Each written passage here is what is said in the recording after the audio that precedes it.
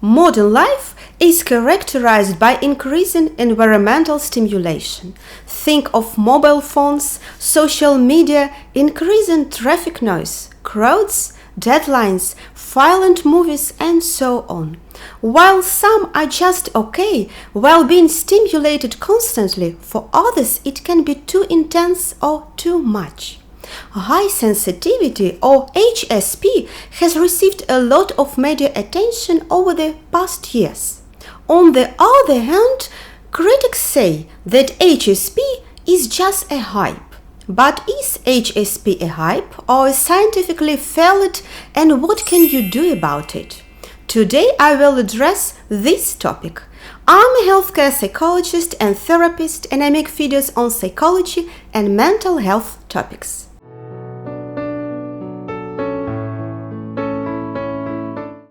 The abbreviation HSP stands for highly sensitive person. Being a highly sensitive person can make you feel separate or different. However, being HSP is not a disorder. In my daily work, I regularly meet people who are disappointed to hear that I can't diagnose them with HSP and that we can't cure it, because HSP is not what you have, but what you are. This is a personality trait characterized by greater depth of information processing and greater emotional responsiveness. 1 in 5 people is born with this sensitivity to environmental stimuli. HSP people are more sensitive to internal stimuli such as feelings, thoughts, and physical changes like pain and tension, and external stimuli. These are sounds, smells, light, movements, colors, shapes, tastes, and so on. They are more sensitive to the moods and body language of others. What others consider normal, such as crowds or loud music, can quickly be overwhelming for a highly sensitive person. People become overstimulated by an excess of stimuli. Highly sensitive people, therefore, often withdraw into their own world. It's not like being highly sensitive is something completely new. Previously, it used to be called very shy, inhibited, timid, or deviant. Research has shown that high sensitivity is often hereditary. Various patterns in information processing are detectable through functional MRI scans. One of the MRI studies was examining sensitivity to sensory processing and response to the emotions of others. As a result, the HSP scores were associated with stronger activation of brain regions involved in consciousness, empathy, and self-other processing. These results provide evidence that awareness and responsiveness are fundamental traits of HSP individuals. There are plenty of self-help books about high sensitivity, and the internet is now full of information about this subject. But not all information is reliable because not everything has been thoroughly researched. Scientific research suggests that emotional flexibility of those with HSP can be a vulnerability but also a strength. Highly sensitive persons are characterized by a high level of empathy, intuition, conscientiousness, and creativity, and these innate factors can be boosted in a positive environment, like warm parenting and social support. Further, there is evidence that HSP individuals respond better to psychological intervention.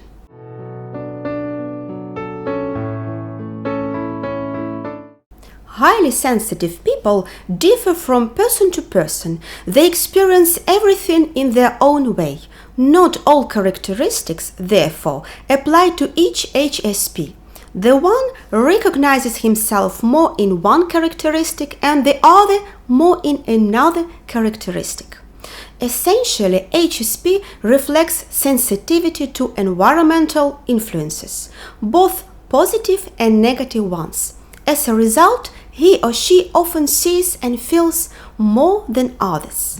In addition, they also process stimuli and information more thoroughly and more deeply. This can be nice or helpful. For example, they can intensely enjoy beautiful music or art, or be very precise in their work. And they are often very empathetic. But it can be also too much, and one person needs more time than another to process his or her experiences. HSPs therefore need more space and rest to recover from stimuli. Especially under stress or in unpleasant circumstances, people can suffer from their sensitivity. And what about HSP children?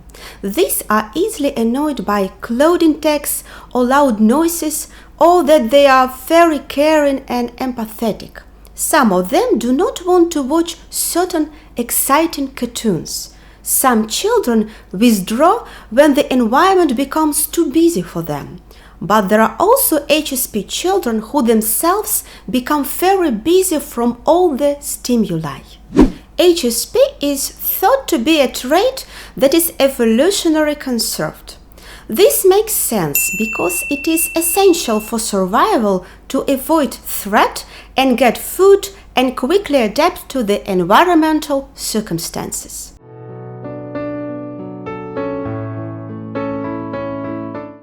However, HSP characteristics overlap with the characteristics of various developmental and personality disorders such as autism, ADHD, and borderline personality disorder. These disorders have completely different origins, but we sometimes see similarities in behavior which can lead to confusion and misdiagnosis.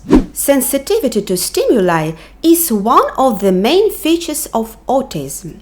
The big difference, however, is that people with autism usually have difficulty with empathy. They can't understand emotions and are unable to put themselves in other people's shoes, while the empathy of HSPs is overly developed. They are attuned to the emotions of others, often sensing the unspoken dynamics in a group or between people. In contrast to people with autism, HSPs experience fewer problems understanding others and empathizing with social situations. Recent scientific research shows that highly sensitive people have an increased vulnerability to stress, anxiety, depression, and burnout. There is also a strong connection between high sensitivity and high giftedness. For example, high sensitivity is one of the characteristics of giftedness. After all, both giftedness and high sensitivity involve a personality trait and not a problem or disorder.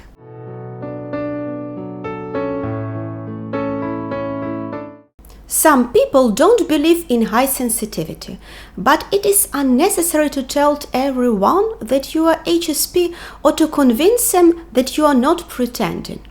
You could tell that some research on high sensitivity has been already done, and that 1 in 5 people and animals is born with a more sensitive nervous system. HSPs are often very good employees. However, it is very important to take enough breaks. If you guard your boundaries well, others will accept it more quickly too. So, if it is necessary, ask for a quiet workplace, wear earplugs or headphones, go outside alone regularly, dim the lights, wear sunglasses and take some regular me time. You can schedule some solo exercise activities as well. Many HSPs experience things in different ways. For example, they can intensely enjoy music, but at the same time, a radio in the background can drive them crazy. Compassion is a beautiful quality. However, being constantly busy with emotions of others is exhausting. It is important to learn to deal with this. Otherwise, you may become chronically overstimulated. Preventing overstimulation is much better than recovering from it. The trick is to properly monitor your limits, optimize your environment, and build in many rest moments. So surround yourself especially with people and things that make you calm and happy. That helps when you have to recover from a busy day. If you enjoyed this video, give it a thumbs up. Don't forget to subscribe to my channel and to share this video with your friends. Thank you for staying with me. Bye.